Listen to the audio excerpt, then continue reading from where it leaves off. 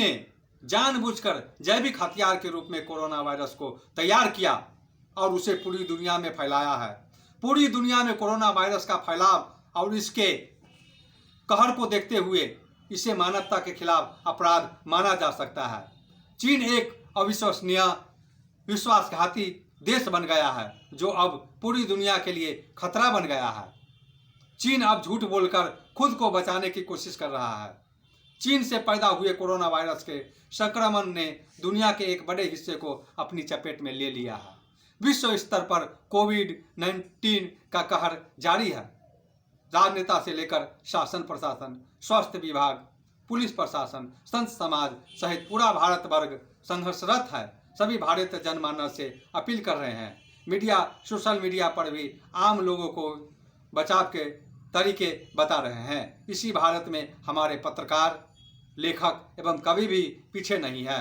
मैं प्रदीप कुमार नायक, स्वतंत्र लेखक एवं पत्रकार, भी मीडिया के माध्यम से चीन पर कड़े शब्दों में प्रहार करते हुए एक नई रचना आप लोगों को सुनाने जा रहा हूं, जिसका शीर्षक है आखिर क्या है चीन की नई चाल।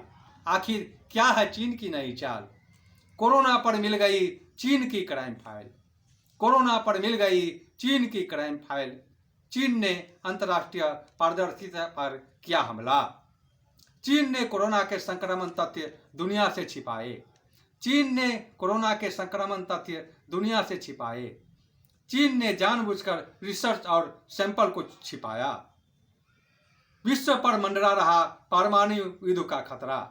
विश्व पर मंडरा रहा परमाणु युद्ध का खतरा। महामारी पर चीन का सबसे बड़ा धोखा। महामारी पर चीन का सबसे बड़ा धोखा।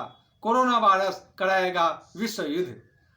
कोरोना वायरस कराएगा विश्व युद्ध। कोरोना वायरस बनेगा विश्व युद्ध की वजह।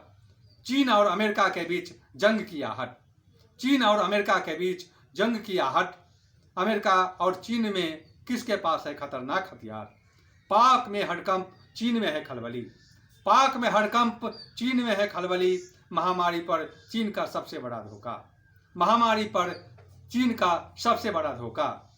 नक्शा तैयार, सेना बेकरार, अब होगा आखिरी वार। नक्शा तैयार, सेना बेकरार, अब होगा आखिरी वार। कोरोना काल में होगा महाशक्तियों का टकराव। भारत भी इससे नहीं रहेगा अछूता। भारत भी नहीं रहेगा इससे अछूता। चीन एजेंटों ने महामारी में किया बड़ा खेल। चीन ने डाला जानबूझकर विश्व को खतरे में।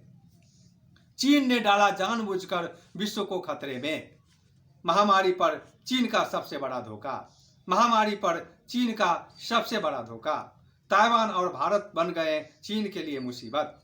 ताइवान और भारत बन गए चीन के लिए मुसीबत।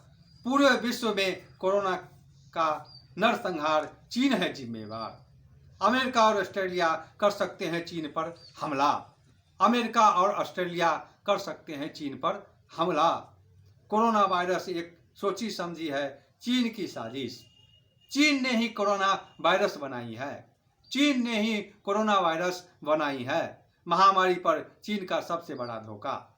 महामारी पर चीन का सबसे बड़ा धोखा। भारत के तेजस से घबराते हैं दुश्मन। भारत के तेजस से घबराते हैं दुश्मन। पाक हैरान तो चीन है परेशान। चीन और अमेरिका के फाइटर जेट आए आमने सामने। चीन और अमेरिका के फाइटर जेट आए आमने सामने।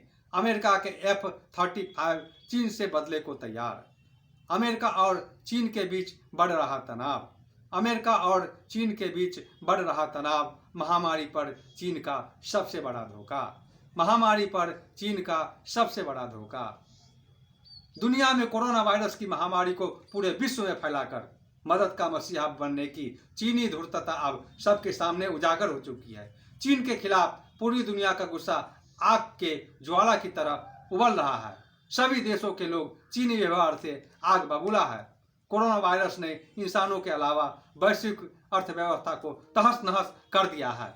चाइना को सबक सिखाने के लिए युद्ध ही एकमात्र विकल्प है। आज नहीं तो कल चाइना को सबक सिखाने के लिए हम सभी देशों को मिलना पड़ेगा और इसके बाद हम चाहेंगे कि चाइना को बर्बाद कर दे। उसके अकल छिपाने लगाने के लिए उससे युद्ध होना जरूरी है। उसे घमंड है उसका घमंड तोड़ना बहुत जरूरी है। और मैं फिर आप लोगों से एक तथ्य कहना चाहता हूं, सही बात यह है कि इंसानों का कल्याण धर्म के अधीन होने में है। जब इंसान धर्म पर हावी हो जाता है तो वो सत्यानाश के गर्त में चला जाता है। फिर बड़े भाग्य मानुष तनु पावा, सुर दुर्लभ सब ग्रंथन गावा। बड़े भाग्य मानुष तनु पावा, सुर दुर्लभ सब ग्रंथन गावा। साधन धाम मोच कर द्वारा, पाई न जेरी पर लोक सुधारा। जो परत्र दुख पावहि, सिर धुनि धुनि पछताई। सो परत्र दुख पावहि, सिर धुनि धुनि पछताई।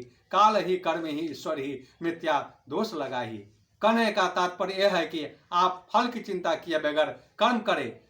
किसी काम में ईश्वर को दोष देना अच्छी बात नहीं है। मैं प्रदीप कुमार नायक, स्वतंत्र लेखक में पत्रकारिता के क्षेत्र से जुड़े हुए हैं और कई वर्षों से विभिन्न पत्र पत्रिका एवं चैनलों में अपनी योगदान देते आ रहा हूं। मैं अंत में आप लोगों से यही कहना चाहता हूं कि आज देश के सम्मुख न अन्न संकट है, न धन संकट है, न रक्षा साधनों की कमी है, न शक्ति बुद्धि की कमी है। भारत का दुर्भाग्य बस इतना है कि यहाँ चरित्र संकट है। विभिन्न पत्र पत्रिका एवं मंचों से हमने यही कहा है कि धरा बेच देंगे, गगन बेच देंगे। धरा बेच देंगे, गगन बेच देंगे, चमन बेच देंगे, सुमन बेच देंगे। अगर सो गए कलम के सिपाही, वतन के सौदागर वतन बेच देंगे। स्वतंत्र, निष्पक्ष और साहसिक पत्रकारिता के बल पर ही एक सशक्त राष्ट्र और समाज का निर्माण संभव है। जय हिंद, जय भारत, जय मिथिला, जय मैथिली।